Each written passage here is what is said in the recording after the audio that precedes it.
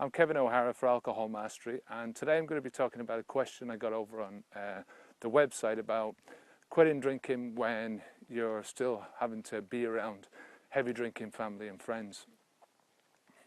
I've had this question before about whether it's right to try and help other people to quit drinking. And I don't think it's a great idea unless you're very close to the person and you can see them doing some real damage to themselves. Like, it just doesn't work out well. People don't like it when you say to them, like, you should cut back your drinking. I think the best approach is to just carry on yourself, to do your own thing, to live your own life and quit drinking. And in 6 months' time, when you're not drinking anymore, you have more money in your pocket, you look better, you look healthier, you look slimmer,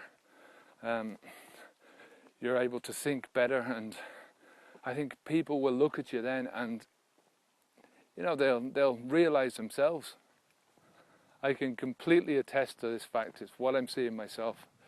The amount of people that come up to me, especially the ones that haven't seen me for a few months, I say, "Geez, what have you been doing?" I say I quit the drinking and stuff. First, one of the most popular questions is, quit drinking. What are you doing with yourself now you've quit drinking? As if drinking is the be all and end all. So yeah, I'm walking every day. I'm swimming. I do yoga. I go away on holidays. I have more money in my pocket. I'm able to buy clothes for myself. There's so many different positive aspects to it. It's great. You really have to do it for yourself first and foremost. I mean, when I was drinking, I really felt like it was some sort of a shared nightmare.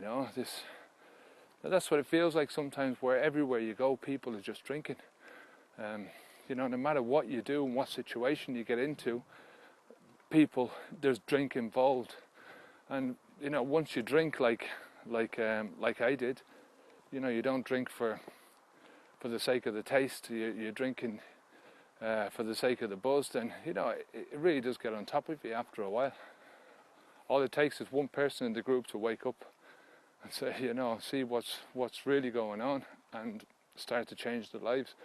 And I think that positive change then starts to affect the other people around, especially in family situations and with really good friends, the friends that you don't want to get rid of. I mean, when I stopped drinking, a lot of my friends, they were carrying on going to the pub, and I just lost touch with them because I couldn't go to the pub anymore. So they stopped being friends. They were drinking buddies more than friends anyway. But I think proper friends and family, I think once one person starts to show the signs of going in a good direction, and like I say, the money saved and the way that you're looking better, you're feeling better, they just see the positive impact in your life.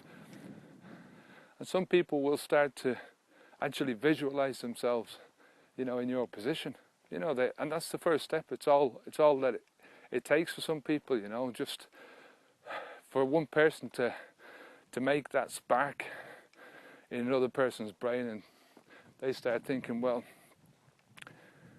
Jesus, that could be me, what I'm doing is I'm sort of screwing around with my life. And they start mulling it over in their head. They make the comparisons to you, and like I say, maybe that's all they need. You also have to look at it from the perspective that in a group of people, family, friends, that kind of thing,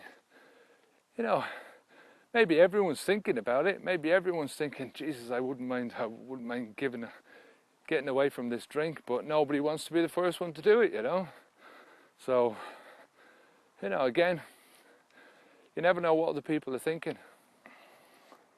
So I really think you should bite the bullet. Have the courage to be the first one to quit drinking. I mean, I think other people will thank you in the long run and say, well, my dad's always saying it to me now, how much of an inspiration I am to the rest of the family. And you know, I do notice people that they've cut down a lot. You know, maybe it's because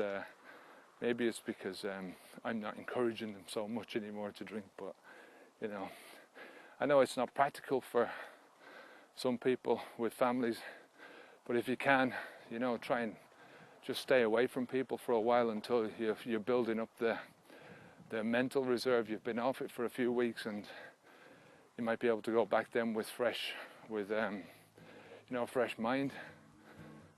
That might work for you. So I hope that helps anyway, and I hope it answers some of your questions. If you've got any more questions on this topic, or if you've got any comments, leave them down below, or go over to the website and do the same over there.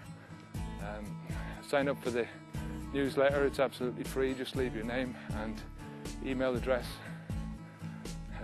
My name's Kevin O'Hara for Alcohol Mastery. Onwards and upwards.